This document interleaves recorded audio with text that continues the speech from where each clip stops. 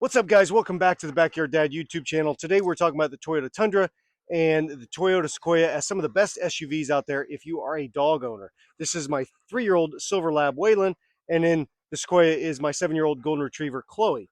And today we're going to talk about some of the features and offerings that these trucks have that I just think set them apart if you're a pet owner, why I think they're the best out there. So let's get right into it. All right, guys, so the obvious reasons with the Tundra here are the big one is the rear glass. The rear glass on the Toyota Tundra Crew Max rolls down. And for me, I keep the dogs here in the bed of the truck when we're on travel, and it allows them to kind of be a part of the family. They can kind of look in, get some airflow that way as well, and just allows kind of that peace of mind. You can kind of see what's going on back there quite a bit better.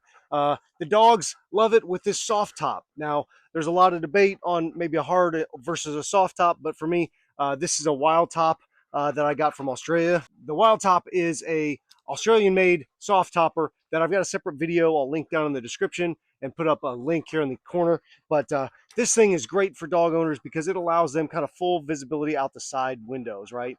And I think the truck bed in general is kind of it's probably a controversial way to carry your pet. Some people prefer maybe having them in seat belts and buckled down.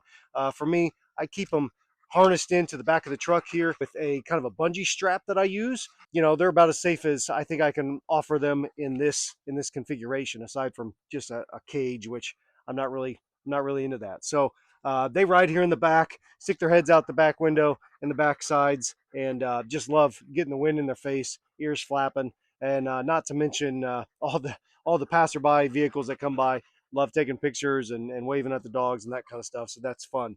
All in all, look, I bought a truck here to haul my dogs. I actually started with my last dog, Hobie, a little black lab, but he got terribly car sick and constantly throwing up in the bed. So if he did get sick back there, I could easily hose it out, and it wasn't that big of a deal. But no problem with car sickness on these guys, but I love the back here because sand, dirt, mud, anything they track in, the fur, right? Chloe being the golden retriever that she is, a lot of fur coming in and out of this thing. So really aids in cleanup. I think it's a great benefit to having the truck bed here. All right, guys, so moving over to the Sequoia now. This is Chloe. She's my, like I said, 7-year-old golden retriever. Toyota Sequoia, like the Toyota Tundra, has the power rear glass that goes down on the back hatch.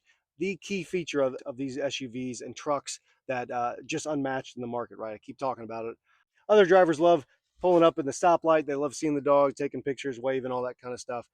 But it allows, obviously, with the coverage of an SUV, a little bit more protection from the elements. Certainly in the case of an accident, we don't keep them tethered in here really at all. They pretty much just jump in and we take off. On longer trips, maybe we'll consider it, or depending on where we're going. But for the most part, they just jump in and they ride back here. Now, the 3-row SUVs like the Sequoia here, Tahoe, Suburban, all those are going to offer kind of a 3rd-row seat typically, and they have rear climate control. And that is huge when you're talking about long, hot days, long distance travel, if it's cold, hot, whatever. Certainly if it's raining, they're going to be more comfortable back here. So we will kind of tailor our trips, choosings of vehicles depending on the weather. Another consideration with SUV over the truck is going to be, obviously, we have a cargo liner here. As I mentioned, the great thing about the truck is dirt, sand, mud, fur in the case of Chloe here, blows out, not a big deal. Who cares, right? It's a truck. In the back of the SUV, you're going to smell, if they're dirty and smelly, you're going to smell that. You're going to get all the fur kind of going through the cabin. As you can see here, I don't know how well it's picking up on camera, but this thing is packed full of fur from Chloe. This is just a cheap liner from Amazon. We liked it because it matches the interior. But the Sequoia here is obviously a great platform for that.